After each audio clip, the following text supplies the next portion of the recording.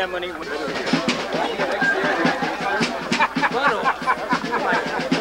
kidding, man. Down there, he used to like 90s or still working? Yeah, you know.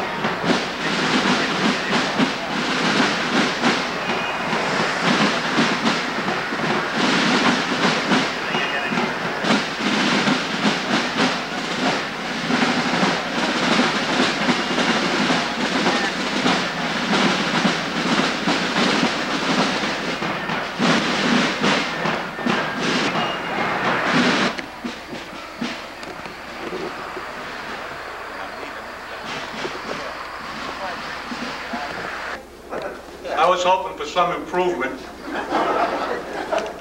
After all, you had a lot of practice. There's a little change up here too, you know. It may not make me look younger, but it makes me look younger. Look better, should I say. Oh, before I forget, I got an announcement made from the neighbors here. We want to keep on their good side. Seems they lost a dog. And it's a medium-sized black and white mutt with a clipped tail, half a left ear missing, 3 legs, recently castrated. The answer's to the name of Lucky.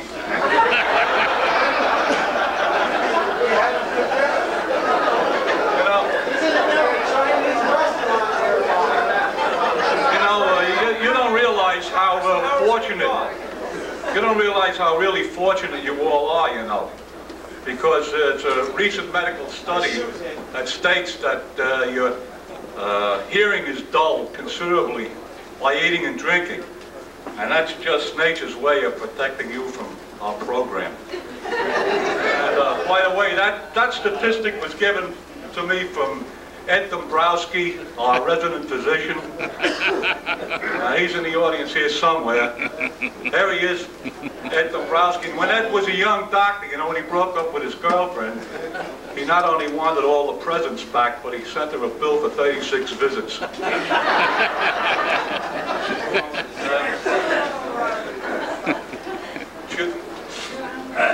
Excuse me, long noses run in my family. Right.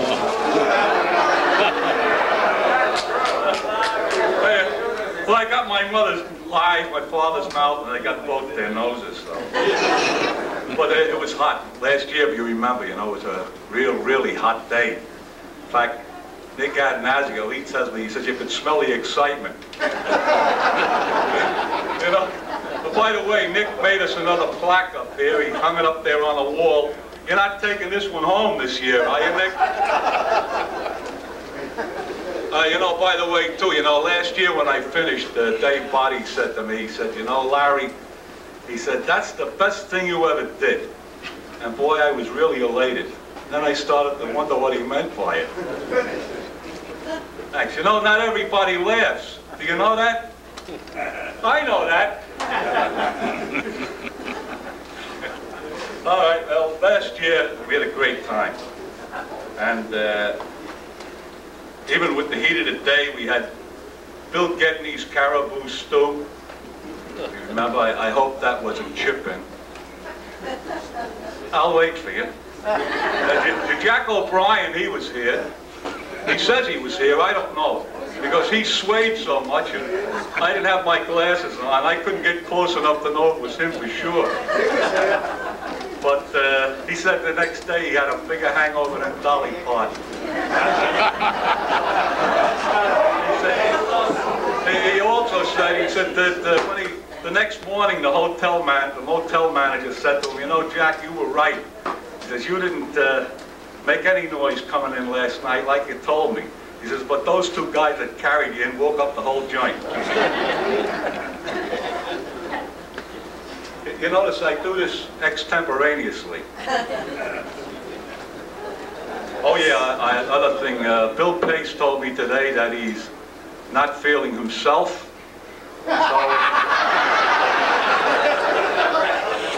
So you best enjoy him while you can. Well, what kind of year has it been? Well, Helen and Eldrick Arsenal, they started the year with a bang. And they're both recovered from the accident. Eldrick told me, he said he don't know how it happened. They were both in the back seat. And boy, hey, that's wishful thinking. Helen told me, she said, you know, El isn't an expert driver, but he is thorough.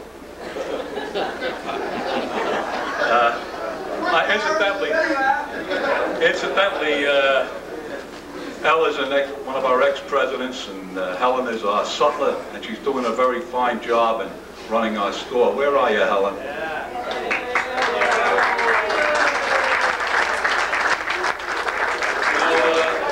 They recently celebrated their wedding anniversary, and Eldrick took Helen out to dinner. And after they had a few drinks and dinner, he started to get a little sentimental. And he said, Helen, he says, would you do it all over again? And she says, well, she says, Al, she calls him Al, you know. She says, I think so, but next time I'll have the lobster.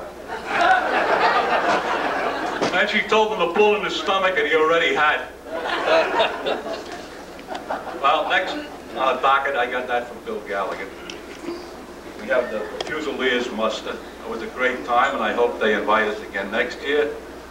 And that's the muster where a certain registrar was at a loss for words. There he is. Can you picture that? Dave body at a loss for words, and he put it in the paper. Shame on you, Dave, and the Eagle Scout too, huh? But anyway, we were talking around, standing around talking, a whole group of the old guys, and there's Leo Brennan, he said that he couldn't understand why it took him twice as long to get to a muster from Madison as it did Dave Body. And old Dave never at a loss for words. He says, well, Leo, he says, the only reason that happens is because every time you get more than 2 cars behind you, you stop and you set up.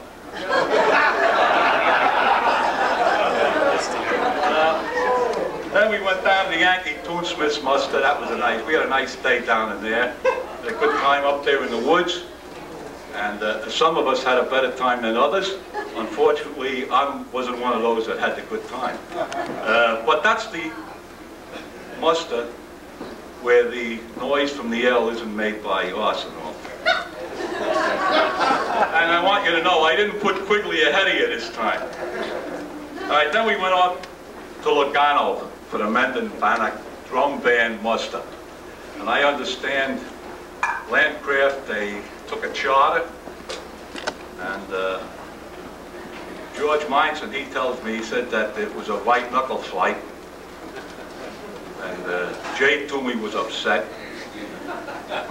He was very upset. He heard the regular pilot couldn't make the trip, so the guy they had, he had just taken a crash course. And Ron, you know, some of you people out there that I mentioned your names, you know, a lot of these people don't know who you are, and it would be nice if you get up so that when I mutilate you, at least we know who it is.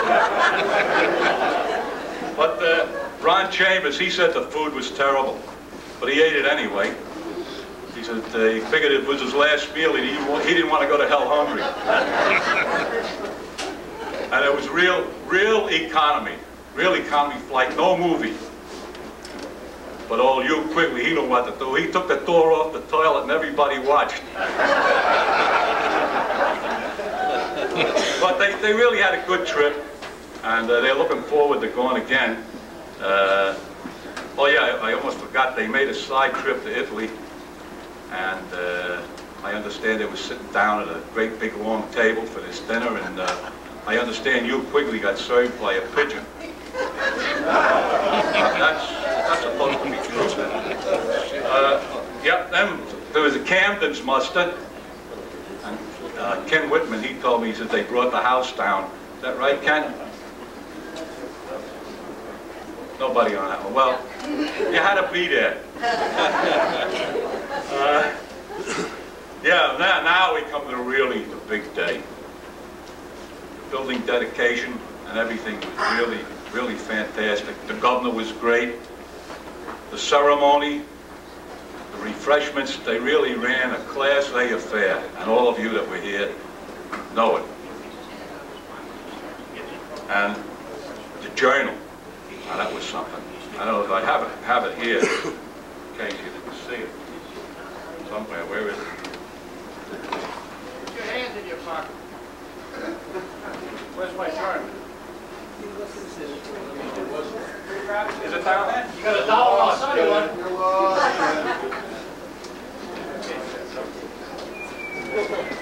I had a copy of the journal here. Larry, you got $1, I'll sell you one. No, I don't need it. But in any case, I wanted to point the things out there. I don't know what happened. Where? Wait, my journal? There's some journals in that blue box. No matter. I have one in my book. It must have slipped out. Here, there you are. Okay, here you go. Now here's a journal, and I don't know if those of you that haven't got one, you should pick one up for $1. But they did a beautiful job on this thing, and it's got all pictures and everything in it. And one of the great things on it, there's a page in here where they list everybody, all the volunteers. It says, many volunteers help make museum a reality. For posterity, they named everybody's name, and they spelled my name wrong. And I'll get you for that page. Is that why you didn't buy a book? Also, in the journal, there's a page there taken by Lou Lavassa from Stony Creek, and it was quite a novel idea. He had 2 pictures on it. There's a picture of him taken in 1928 in Stony Creek's uniform, and a picture of him in 1986 in uniform. And it was quite a novel idea, and it was really the talk of the muster circuit. And everybody's talking about it, and you know, up in the valley, Oscar Kulish, he didn't say it because he was too busy with his girlfriend. But one of the old-timers up there, he said that couldn't be Lou Lavassa because in 1928 he was much older than that. And then there was another guy downstream. He said, definitely not Lou, because Lou was never that good looking. And then we go to the newspaper. The last issue of the Ancient Times was really a nice work of art. They had a center page spread where they had a bunch of pictures on, and if you remember the pictures that were there, give me a pen, here it is.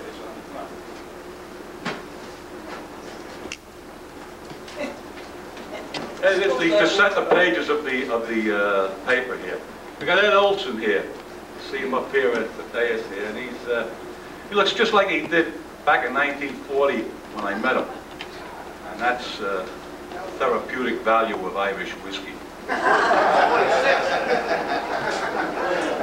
And then we get down here. Here's the Sunshine Boys down here. Remember this picture? Here's a picture of Bobby Redigan and Eric Perillo. And if you look at their faces, they both look like they just heard that the individual judge on the stand for the Northeastern was Earl Sturts. She mentioned to Artie, she said, you know, she said to Arnie, she said, you playing all your life? And he said, not yet. Then she said, you know, she was quite visibly impressed, you know, the fact he's a charter made a lot of changes in your time. And old Arnie, he said, yep. He said, and I was against every one of them. Well, that about covers the season.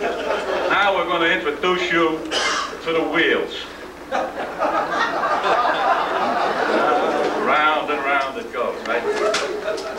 first, a man who's been lifted from local to international obscurity.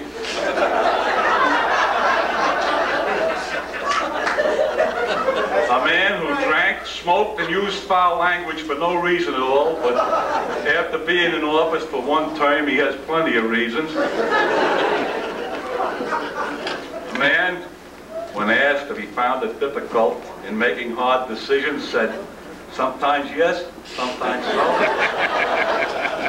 A man who says that fast foods make his clothes shrink. That's why he's on the brown rice fruit juice diet. Our President Frank Orsini.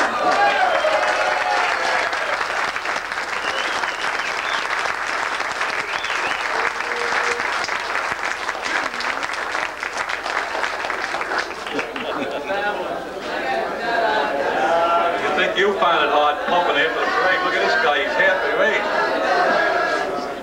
He's lost, Larry. Nobody asked him to make a ticket again.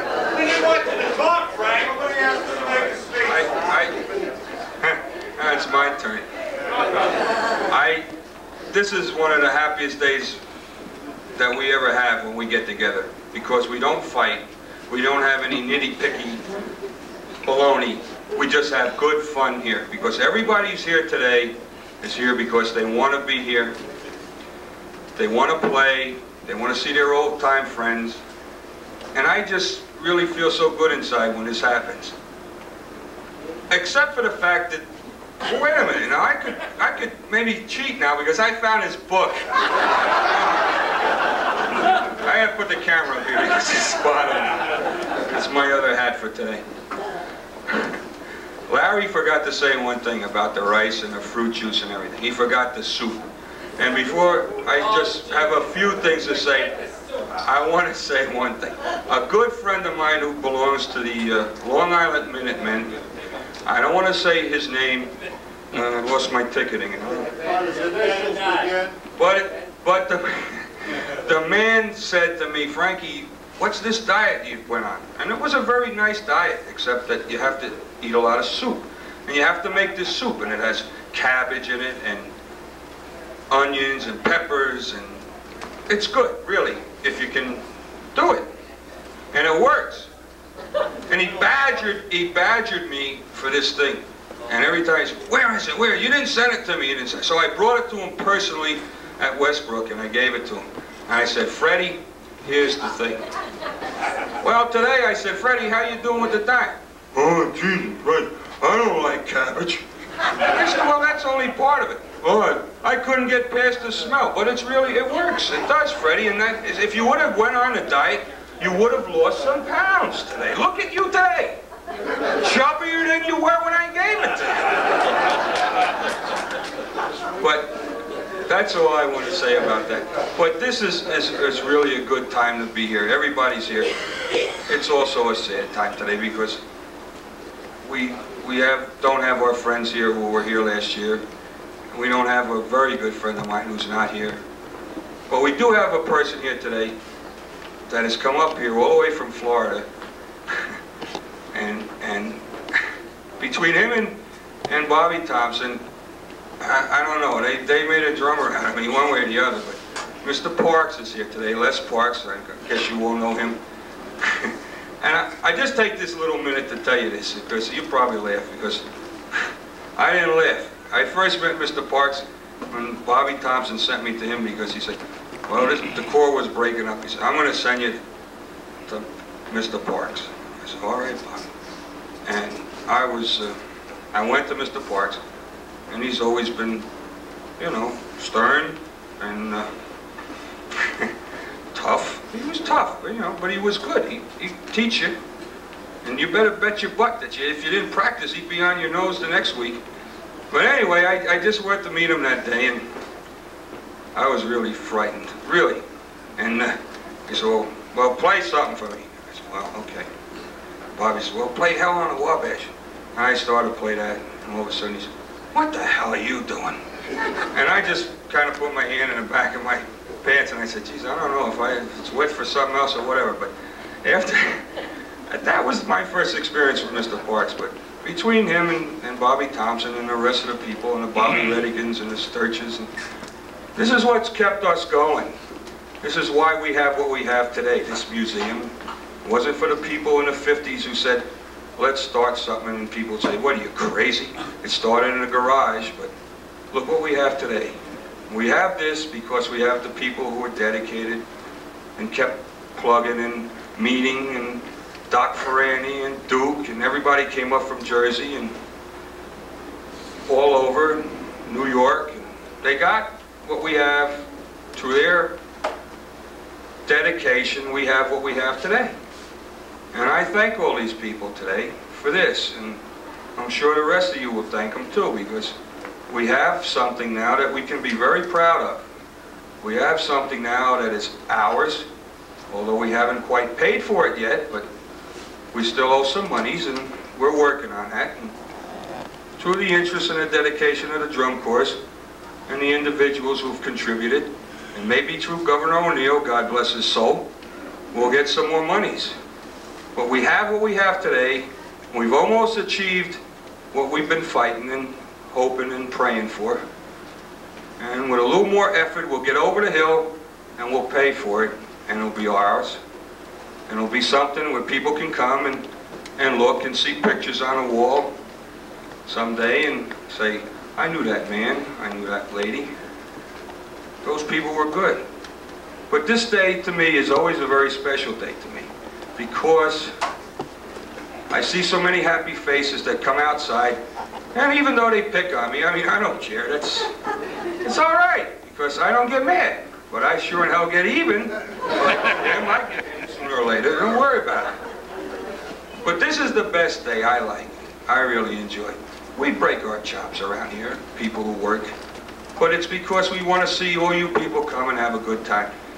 And I was very happy to see Mr. Parks come up from Florida. He came all the way from Florida. Visited his buddies, staying with Nicky. And that's great. And all the people who've donated everything you see here, that's great too. Because they're concerned and they care about what we're trying to do. And we're concerned, and we're going to do it. I know. And my term's going to be up pretty soon, but I know whoever comes in, we're all going to shift together and put ourselves in gear and continue to make this thing happen and make it a success. And thank you for your time.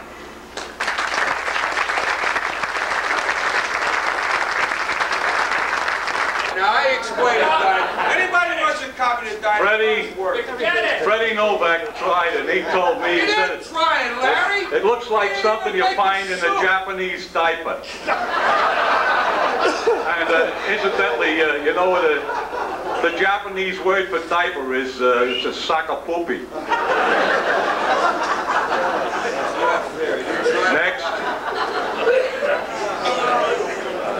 Next, a man who at his wedding reception had the look of eager anticipation while looking at the cake.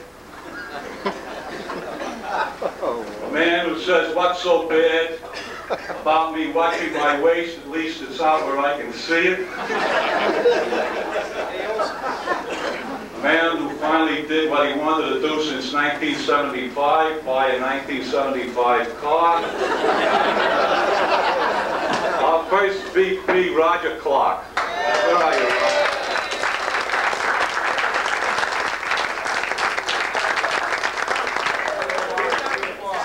Roger had to go and get some CO2 because he ran out of gas. We can't hook him up, so we gotta get him out. Hook his mouth to it. Next, the man who allows him one drink a day, and now he's into the year 2010.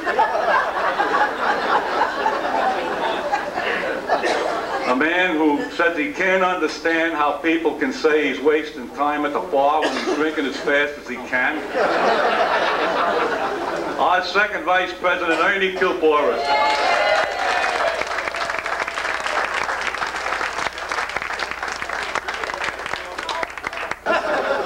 A man who keeps things ho-humming.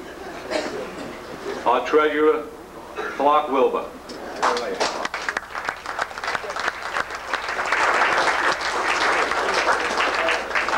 Now we have a man who was newly appointed. He is now as our comptroller. He's not here. He took off with the money. I like that. Well, then, I'm not going to use this material. Okay, those are the elected people. And now we'd like you to see some of the ones they appointed. First, we have a man who don't wear glasses, but he's got a prescription windshield.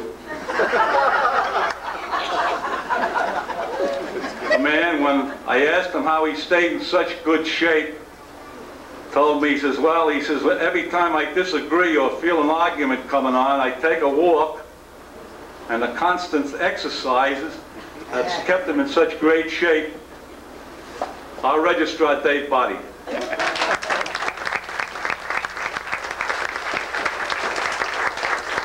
Now we got a man who made straight A's in college, but got the B's a little crooked. A man who says, we're the people our parents warned us about. And he also says that General Custer wore the first arrow shirt.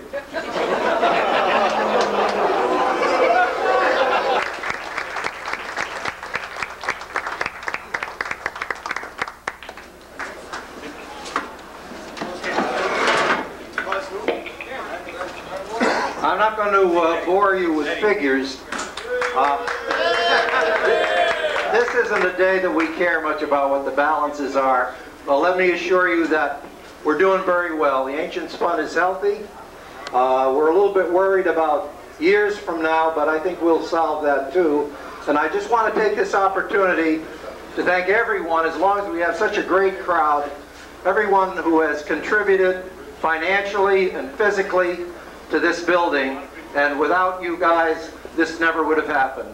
And I thank you for the Ancients Fund. Thank you very much.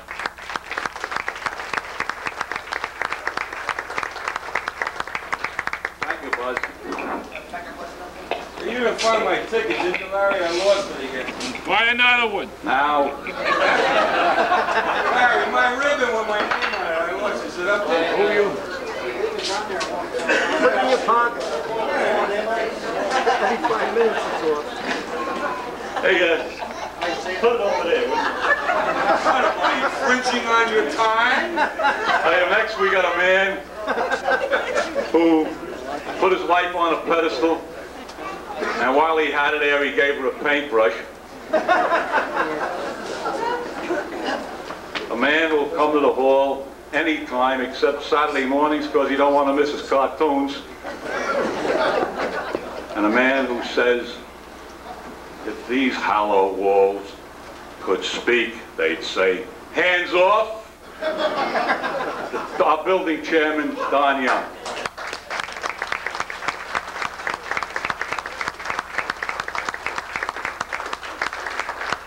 He just one little thing he mentioned to me. He said, please, he says, ask him to conserve toilet paper, use both sides. And now we come to a dynamic duo from New Jersey. First, a man who leads a hand-to-mouth existence, who recently broke his glasses. And when he went to the new optometrist, explained it to him, and he said, you got to help me. He says, I can't tell head from tails. The optometrist said, well, he says, are you a gambler? He says, no. He says, I'm a dentist. Dr. Andy, where are you, Doctor?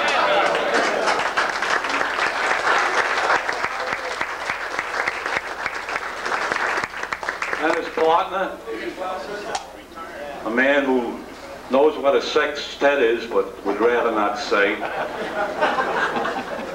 A man who remembers when Dirty Pictures was the underwear section of the Sears Roebuck catalog. Duke Terreri.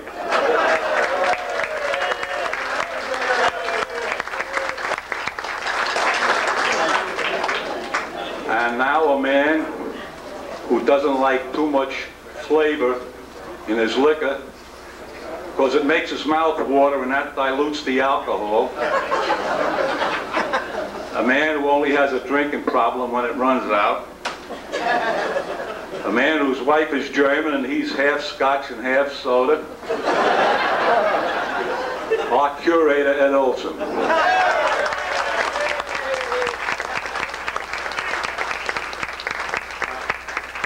You know what a curator is? That's a collector of old things. What do you say about that, Kat?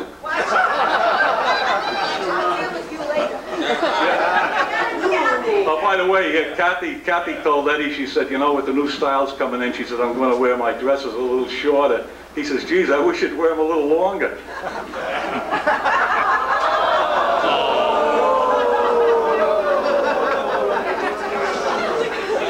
Just watch it there. I wasn't going to give you this one, but you deserve it. Nah, never mind. Next, we got a man who got his last client a suspended sentence. They hung him.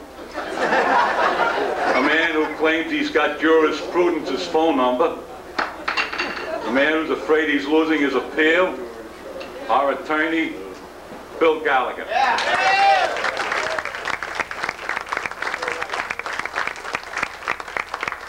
By the way, I asked Bill, I said, you know, do you know the governor? He says, oh yeah. He says, it was in O'Neill's bar that I did all my practicing.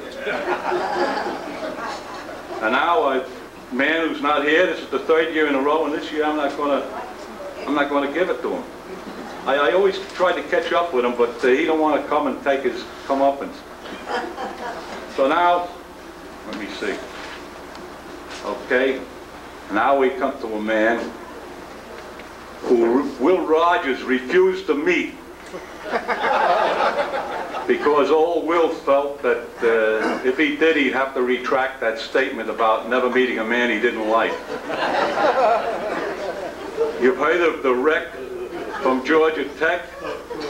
This is the total loss from Holy Cross. Art Duwaller and name misspeller Bill Pace.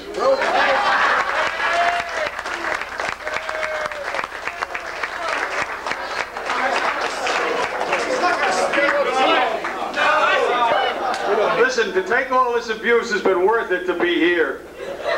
You know, when we did this, it wasn't really in a garage, it was in a firehouse in Fairfield. We did it, I guess, 27 years ago, and they said, no, you can't do it. And we took a leaf from a speech that Gus Moeller had made when he was asked to form a national ancient organization in, I think, 1945, about 20 years before Eddie and Billy Gallagher and I started to get this off the ground. And that was that Gus said, never mind the againsters, just go ahead and do it. So when we got it going, we went ahead and did it. And as Billy Gallagher said a few years ago, it was Eddie Olson that took the fist out of the relationship of the drum corps and really put the friendship back into it. What we have here, and I'm supposed to just report on the museum and the headquarters, is just the beginning.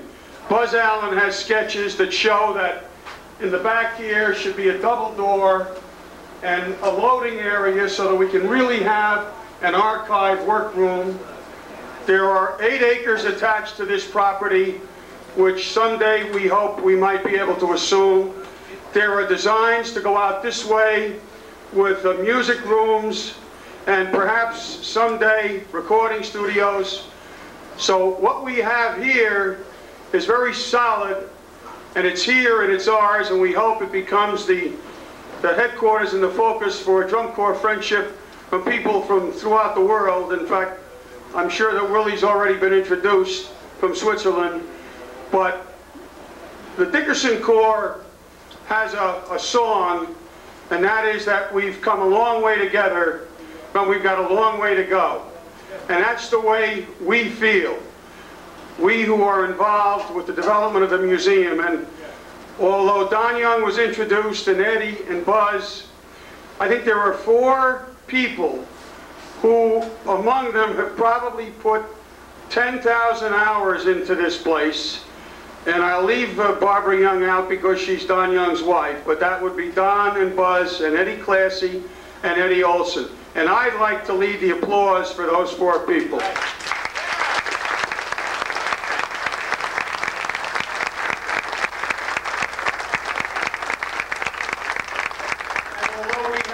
guarantee of what it will be. I do want to leave you on an up note, and that is that we are working with the state of Connecticut, as you know, for funding, and we've been advised that we're on the governor's wish list, as they call it, for 1988. Now, Mr. Crone, where the hell are you? You guys behind.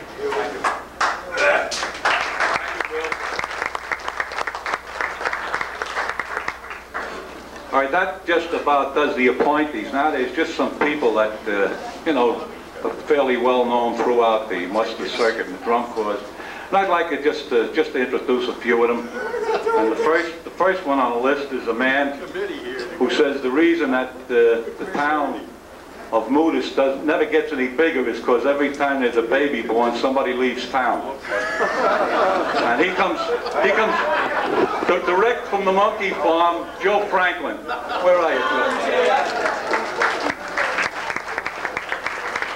And now we go across the border over into New York, and we get a man who's getting so big that at Deep River Muster, they had to grease his sides to get him into the porta potty.